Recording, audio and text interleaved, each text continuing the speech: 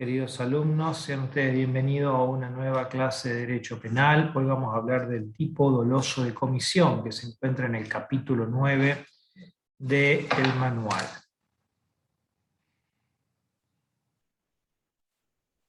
Vamos a compartir pantalla, hemos traído un PowerPoint para que puedan seguirlo.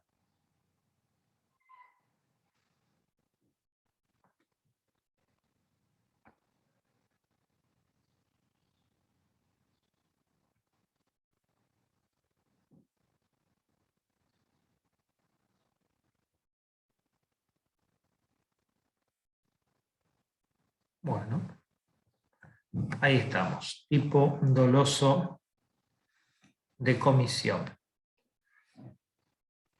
Ya en las clases anteriores pudimos ver el concepto de acción en su faz positiva y en su faz negativa, es decir, cuáles son los elementos que integran el concepto de acción y cuáles son los elementos que excluyen la acción o la tipicidad. También hemos visto el tipo objetivo, es decir, el tipo doloso de comisión, el aspecto objetivo, y ahora vamos a ver el aspecto subjetivo, que tiene que ver específicamente entonces con el dolo. Se ha dicho que como elemento, el dolo es o consiste en la conciencia de realizar el tipo objetivo propio del delito.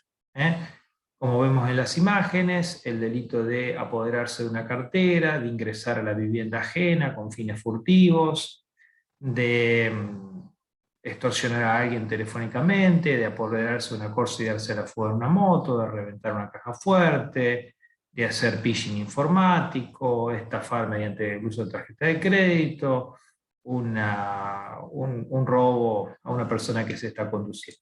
Nuestro Código Penal, la ley que prohíbe una serie de conductas y las incrimina con penas. Recuerden, en las clases trabajamos sobre, por ejemplo, el artículo del homicidio, el artículo 79, el artículo del abuso de armas, el 104, el 108, relativo al abandono de personas, cuando hablamos de los tipos omisivos, la violación de la norma preceptiva desde el punto de vista jurídico o el no hacer algo, los tipos omisivos. No contiene, nuestro código decía, recordaba el concepto del Código Penal, no contiene el código una norma que defina el dolo. Hay otros códigos que sí definen el dolo, nuestro código no lo contiene. El Código Nacional no dice qué es el dolo, pero en el artículo 42, relativo a la tentativa, el Código Penal habla o pune a aquel que con el fin de cometer un delito comienza su ejecución, pero no lo consuma por circunstancias ajenas a su voluntad. Quiere decir que la finalidad es un elemento del delito. De allí que el dolo aparezca como un elemento, o se construye la figura del dolo a partir del artículo 42 que exige la finalidad en el delito doloso. Y también en el artículo 34, que señala que no son punibles los que por error o ignorancia de hecho no pudieran comprender la criminalidad del acto o dirigir su acción. También entonces el artículo 34 nos da la idea del conocimiento. Estos dos elementos, el previsto en el artículo 34, el conocimiento de la realización de los hechos típicos, y el artículo 42, la voluntad, son los elementos de donde surge la idea de dolo y de donde tomamos para nuestro orden jurídico penal positivo la existencia del dolo. El dolo entonces, como integrante del tipo subjetivo, en el tipo doloso activo o tipo doloso comisivo, requiere dos elementos. Un elemento intelectual, el conocimiento efectivo de la criminalidad de mi accionar, en este sentido de los elementos del tipo objetivo, saber lo que hago y saber que eso es típico, saber que estoy disparando contra otra persona, saber que me estoy apoderando de las cosas de otra persona, y saber que ese disparo o ese apoderamiento resulta prohibido, resulta establecido en el parámetro de las herramientas típicas, está descrito en un tipo penal. Y además, un elemento volitivo, que está discutido el elemento volitivo. la voluntad realizadora del tipo, de querer realizar el tipo penal. Así como dijimos que debo conocer lo que estoy haciendo, saber que estoy disparando contra otro, debo también, llegado el caso, tener la voluntad de efectuar ese disparo, conocimiento y voluntad. Ahora, si yo me represento, o si yo disparo contra otro, ¿qué me puedo representar? No me cabe otra representación que es la de que el otro va a morir. Si yo apuñalo a alguien en la garganta o en el pecho, en alguna zona vital, no me puedo representar otra cosa, que es que el otro tiene un destino fatal. De allí que algunos discuten la idea de la representación como único elemento del dolo. Es decir, el conocimiento o representación de las consecuencias lesivas de mi accionar es el único elemento requerido por el dolo. La doctrina tradicional y casi mayoritaria exige conocimiento y voluntad. Algunos autores, entre ellos el doctor Julio Olazábal, con alguna posición vinculada a estas ideas finalistas, señala que con la mera representación de mi accionar como lesivo respecto de los intereses vitales del otro o de su propiedad, por ejemplo, de cualquier bien jurídico ajeno, continuando la realización de mi accionar, entonces lo que tengo es un dolo. No hace falta una voluntad específica. Los elementos entonces del dolo son conocimiento y voluntad. Ahora, esa voluntad o ese dolo con ese conocimiento y voluntad puede además tener otros elementos subjetivos que pueden o no estar. Por ejemplo, el artículo 79 pune al que matare a otro, pero el artículo 80 pune al que matare a otro por odio racial o religioso. Ahí hay una ultrafinalidad. O con el objeto de preparar, consumar o asegurar la impunidad después de haber cometido otro delito. Ahí hay otra finalidad. También puede haber un conocimiento especial, por ejemplo, cuando voy a hacer una declaración falsa, voy a dar un falso testimonio en una causa y debo saber que estoy prestando falso testimonio en una causa criminal y lo que ello irroga. Este es un elemento subjetivo de conocimiento. Estos elementos de conocimiento o de voluntad, el de conocimiento y el falso testimonio, está previsto en el artículo 275 del Código Penal. El de finalidad, como les decía, en el artículo 80, en varias de sus previsiones. También, por ejemplo, en el artículo 80 hay un elemento de conocimiento que tiene que ver con el que mata al ascendiente, descendiente, cónyuge o excónyuge, debe saber que se trata del ascendiente o descendiente. Estos elementos deben estar. Estos elementos subjetivos especiales pueden o no aparecer en los tipos delictivos. Repasamos. Las clases pasadas vimos la acción y el tipo. Ahora estamos trabajando sobre el tipo subjetivo. El elemento que caracteriza al tipo subjetivo es el dolo. El dolo no está descrito en el Código Penal, no hay una definición de dolo, pero señalamos con el autor que dolo consiste en la conciencia de realizar el tipo objetivo propio del delito. Los elementos del dolo son conocimiento y voluntad. La voluntad es un elemento que algunos no exigen particularmente, dado que suponen que la mera representación del accionar como lesivo a los intereses del otro, vitales, patrimoniales, de la seguridad pública, de la salud, constituyen en sí el dolo. Como ven, tenemos un cuadrito aquí en donde tenemos el tipo, luego el análisis de la antijuridicidad, luego el análisis de la culpabilidad.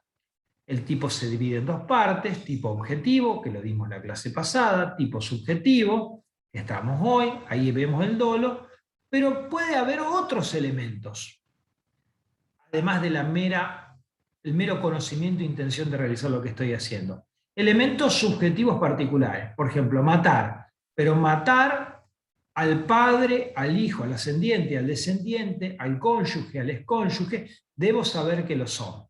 Elementos de conocimiento. Dar un falso testimonio. Debo saber que estoy prestando un falso testimonio en una causa criminal.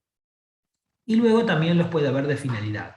Matar con el objetivo de asegurar el provecho de un delito, para preparar, facilitar, consumar o asegurar el provecho de un delito. Artículo 80, inciso 7. Hay una finalidad extra a la de matar. Se mata con ese objetivo. Muy bien. Pasamos ahora a las clases de dolo. Dentro de las formas de representación subjetiva y voluntad de realización de la conducta, dentro de los dolos del dolo, podemos clasificar al dolo de tres maneras: en dolo directo, indirecto y eventual. El dolo directo, cuando yo quiero el resultado inmediato como un fin en sí mismo. Juan quiere matar a Pedro, dispara el arma contra Pedro. Raúl se quiere apoderar de las cosas de Rubén, toma las cosas de Rubén. Indirecto, cuando quiero los efectos inmediatos necesarios. Pongo una bomba en el avión para matar al presidente, pero en el avión van los que conducen el avión, un par de ministros. Yo quería matar al presidente, dolo directo. Respecto del resto, dolo de consecuencias necesarias o dolo indirecto. Quiero ingresar a una vivienda y robarme el dinero del dueño de la casa. Rompo el vidrio. Romper el vidrio es un dolo de consecuencias necesarias. Y finalmente, el dolo eventual. El dolo eventual es aquel en el cual el sujeto asume como probable que el hecho se puede cometer, pero menosprecia el resultado. Quiere el medio y actualiza y acepta el resultado posible, pero no necesario. Es un resultado que conoce que puede producirse, quiere realizar lo que está haciendo, o sea, el medio para la realización de ese resultado, y asume como probable que ello ocurra. Para el caso de que ocurra, menosprecia, le es indiferente el resultado. ¿Quién? Cruzando todos los semáforos en rojo en una senda, en una vía, en un carril con una serie de semáforos que no tienen onda verde, tienen todo lo contrario, una especie de onda roja, va cruzando semáforo en rojo, semáforo en rojo a alta velocidad, menospreciando la eventualidad trágica de que alguien trasponga los semáforos y trasponga la calle, la senda peatonal, y se cargue al peatón. Hay distintas teorías para definir, para deslindar la diferencia entre dolo eventual y culpa consciente. Tenemos la teoría de la representación o probabilidad, de la indiferencia y del consentimiento. La representación es la que les he dicho. Se representa como probable, pero menosprecia el resultado. La de la indiferencia acentúa, la teoría de la indiferencia, la problemática en que el resultado le es indiferente respecto de la acción que se había propuesto realizar.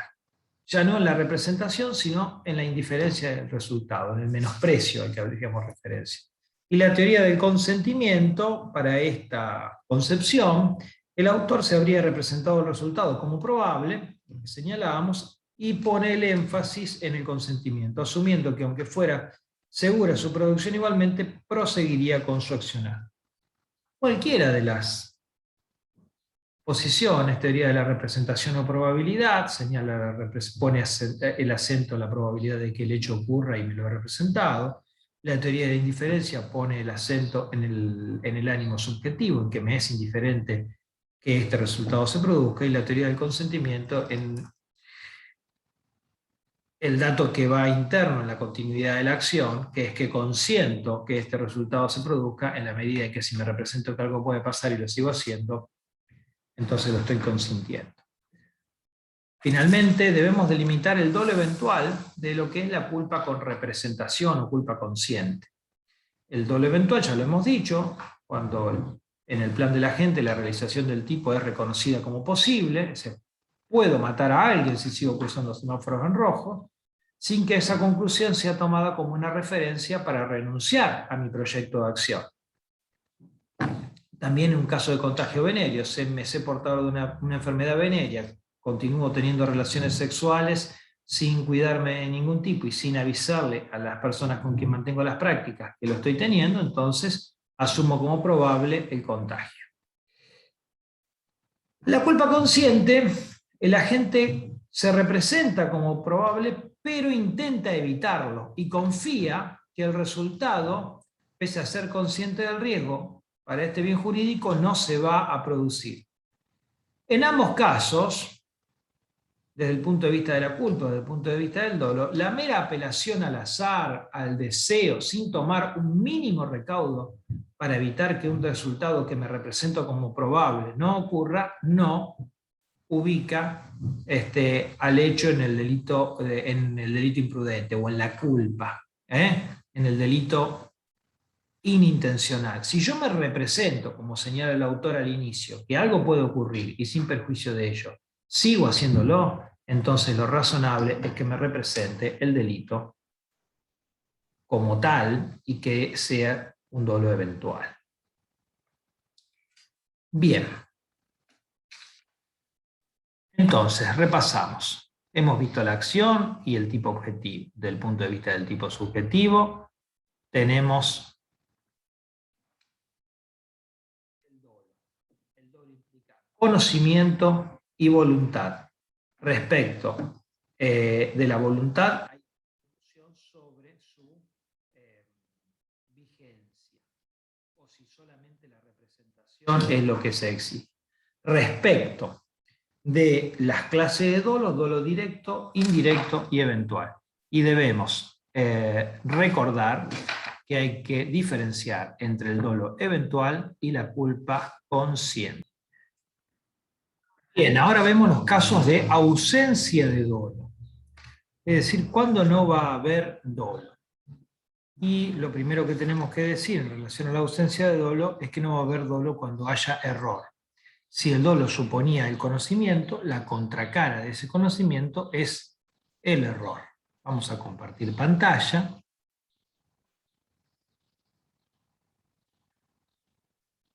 Y vemos entonces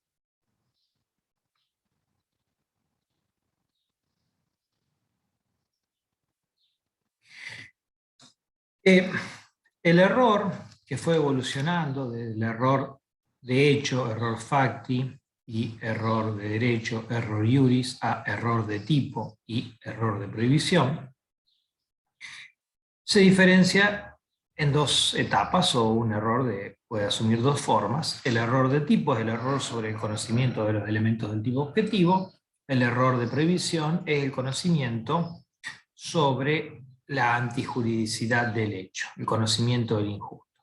El error de tipo lo analizamos como contracara del conocimiento y la voluntad, como contracara del dolo. El error de prohibición como contracara de la culpabilidad. Error de tipo, entonces, previsto en el punto 3, ausencia del dolo, el error de tipo.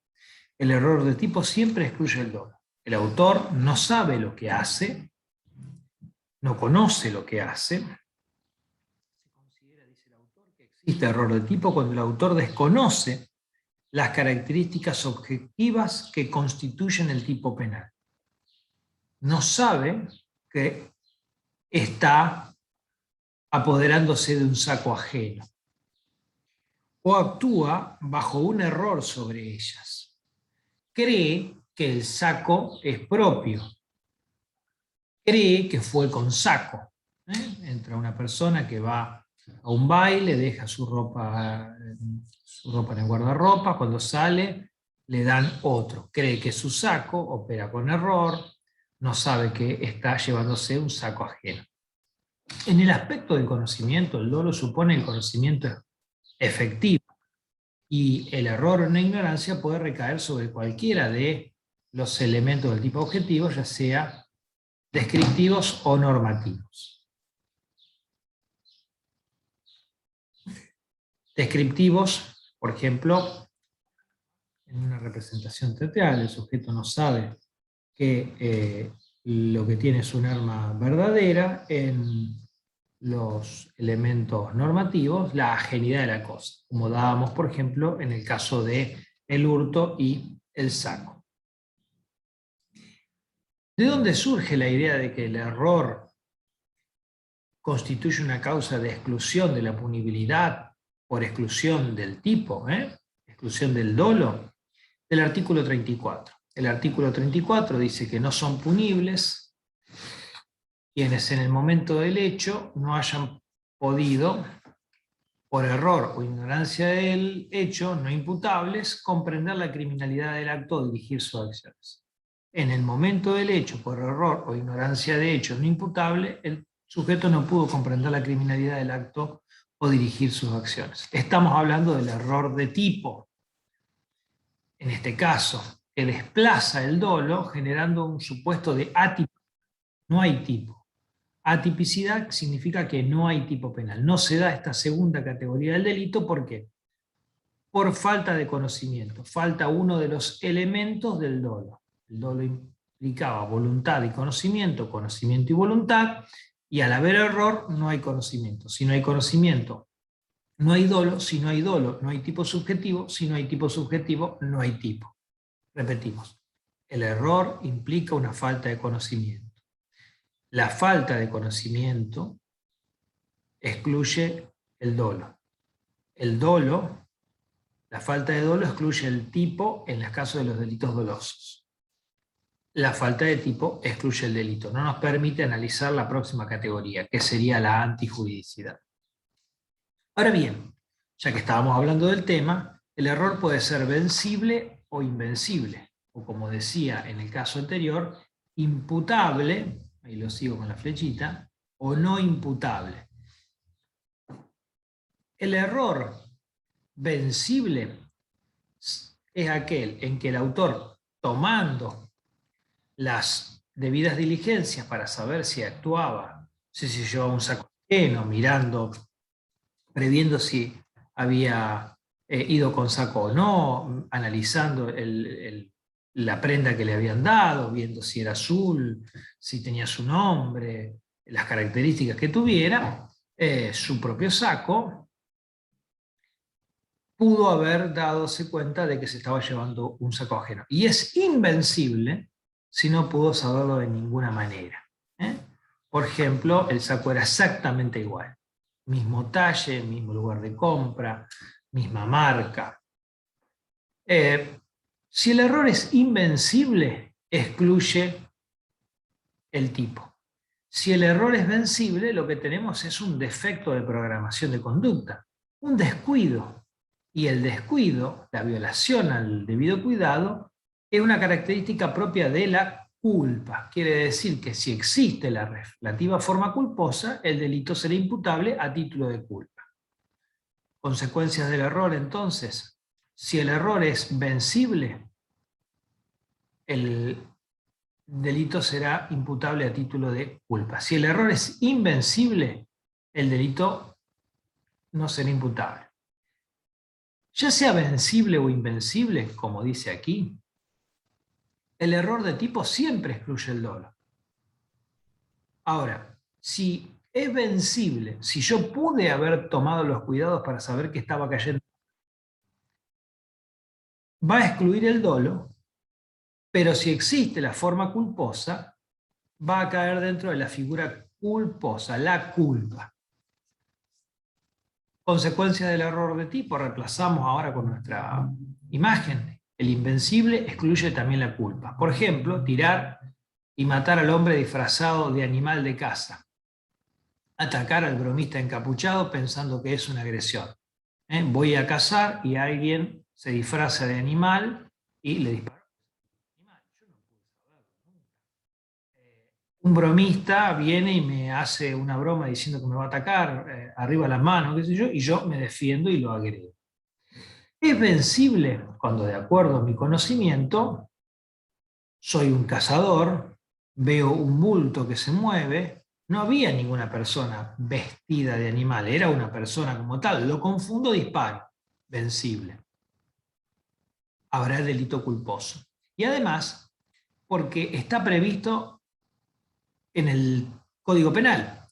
No existe, como ya vamos a ver, una forma general de culpa. No es que todos los delitos pueden cometerse en forma culposa por violación al deber de cuidado. Por ejemplo, el delito de daño no está tipificado, no tiene una tipificación culposa. No está escrito el delito de daño como culposo, solo está escrito como intencional o como doloso. El daño es la destrucción, inutilización total o parcial de cosas ajenas. Por ejemplo, una silla, una computadora, una lámpara. Romper eso e inutilizarlo total o parcialmente es dañarlo. Ahora, solo existe el daño doloso, no existe el daño culposo, no existe el daño por violación al deber de cuidado. Quiere decir que si yo ingreso a una casa, me muevo bruscamente y rompo un jarrón, no he cometido un delito. Ahora, si yo ingreso a una casa, me peleo con el dueño de la casa y rompo el jarrón voluntariamente, cometo delito. Bien, sin perjuicio de que hay algunos delitos que no tienen forma culposa, hay otros que sí. La lesión. ¿Qué es la lesión? Un daño en el cuerpo o la salud, cuando alguien me lastima. Si yo, yendo a cazar, no prestando la debida atención, pienso que el otro cazador que ha movido una rama es un ciervo y le disparo y lo lastimo o lo mato, voy a tener una lesión grave, gravísima, leve o un homicidio culposo. ¿Por qué? Porque las figuras culposas están previstas en el Código Penal. Finalmente, existe también otra clasificación que tiene que ver con la esencialidad o inesencialidad del error. El error es esencial cuando cae sobre datos fácticos de las cosas o jurídicos que resultan fundamentales y necesarios para el hecho típico. Matar a otro. Si yo quería matar a otro, a una persona, vi que era una persona, por más que no sepa cuál era el sujeto al que quería matar, el error será no esencial. Cuando es esencial, cuando esos errores, cuando el objeto o la persona tienen características especiales. Por ejemplo, quería matar al presidente. Entonces, esa persona es esencial. Esa característica es esencial. Error de tipo y sus consecuencias respecto de la disparidad entre el plan y el resultado, la esencialidad y la inesencialidad. Bueno, caemos en el primer tema, el error in persona. El error recae sobre el objeto del delito. Querer robar un auto, da lo mismo querer robar el de Jorge y robar el de Juan si solo quería robar un auto para salir a robar luego con ese auto. Total, ambos eran ajenos. Ahora, si hay algún objeto, si yo quería robar el auto de Juan porque tenía tales características, entonces si me robo el de Pedro pensando que era el de Juan, porque adentro del auto de Juan había un maletín con dinero, en realidad ese robo era para realizar otro robo más, podrá excluirse el dolo o dar lugar a un delito atentado, la tentativa de robo del auto de Juan y el robo efectivo del auto de Pedro. En cuanto al error en el golpe, también un problema de disparidad entre el plan y el resultado. Pretender matar a uno, como habíamos dicho, y matar a otro. Si yo soy una persona que por alguna razón practica puntería contra otros seres humanos, como puede pasar en algunas películas, aquellos que en la película matan eh, por por el mero placer, entonces el sujeto será inesencial. Ahora, si yo quiero matar al presidente, o quiero matar al amante de mi novia o novio, o quiero matar eh, a un determinado sujeto que me estafó y queriendo matar a ese mato a otro, lo que se propone es resolver el tema como una tentativa de delito del que quería matar, tentativa de homicidio de quien quería matar y homicidio consumado en grado de consumado respecto de el que no quería matar. Algunos señalan que este debe ser un homicidio culposo. Finalmente, también tenemos otro problema con la disparidad entre el plan y el resultado, que no tiene que ver con la esencialidad o inesencialidad del error, sino con el conocimiento del que se ha agotado el resultado o no. Y tiene como un problema de adelantamiento o retraso del resultado. El adelantamiento implica que sin comenzar a ejecutar un hecho, genero una lesión. Por ejemplo, me preparo para matar a alguien, le estoy serruchando la escalera y antes de que termine de hacerlo, el sujeto se lastima o se resbala, producto del aserrín. Entonces ahí voy a tener, más allá de que yo quería un plan, un adelantamiento, algunos proponen resolverlo a través de la figura del delito culposo. Y el más general de los casos es el atraso del resultado. El atraso del resultado implica que lo que yo quería conseguir creo que ha ocurrido, pero todavía no pasó. Y pasa sin que lo conozca. Por ejemplo, disparo contra Juan, Juan cae, pero no está muerto. Respecto de Juan, yo pienso que está muerto, el autor, el sujeto piensa que está muerto, y se retira. Luego Juan muere por abandono de una persona que no sabíamos que estaba muerta. Entonces no hay un abandono con resultado mortal para algunos, sino que hay un homicidio, para otro hay una tentativa de homicidio y un abandono de persona con resultado mortal o un homicidio culposo. Por ejemplo, podría ser en el caso de el sujeto al que una vez que creen muerto lo tiran al río. Muere ahogado. Pues respecto de la muerte ahogado será un homicidio por defecto de programación y respecto de la muerte de disparo será un homicidio en grado de tentativa. Algunos proponen resolverlo así, otros proponen que se trata de cuestiones de inesencialidad y que debe resolverse solo a través de una forma de homicidio. Lo importante es que sepan, repasamos ahora, que la faz negativa del dolo es el error. El error puede dividirse en error de tipo y error de prohibición. El error de tipo vencible da lugar a el delito culposo si existe la figura culposa. Por ejemplo, en el caso del delito de lesiones o el de homicidio. No así, como hemos dicho, en el delito de daño. No existe el daño culposo. Entonces, el defecto de programación de conducta no podrá aplicarse al daño.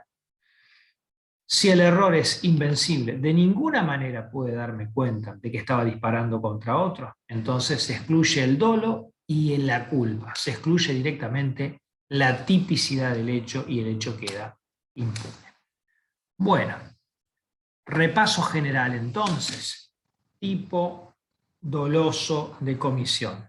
Antes ya habíamos visto la acción y la tipicidad objetiva. Hoy analizamos la tipicidad subjetiva. Llámese al tipo subjetivo el dolo, el aspecto subjetivo del tipo. El dolo supone conocimiento y voluntad. Cada vez más conocimiento, según las nuevas teorías, que la exigencia de voluntad. El conocimiento como representación. El dolo se clasifica en dolo directo, indirecto y eventual. El dolo directo es el dolo querido conforme a la acción realizada. Quiero matar a Pedro, disparo contra Pedro. El dolo indirecto es el dolo de consecuencias necesarias. Asumo como necesario que para poder realizar aquello tiene que ocurrir esto. Para poder matar al presidente en el avión, pongo una bomba, van a morir otros. Respecto al presidente, dolo directo; respecto de los otros, dolo indirecto. Dolo eventual. Asumo como probable un resultado que menosprecio. Conducir a alta velocidad pasando semáforos en rojo. Asumo como probable que alguien pueda cruzar una esquina y yo lo invista.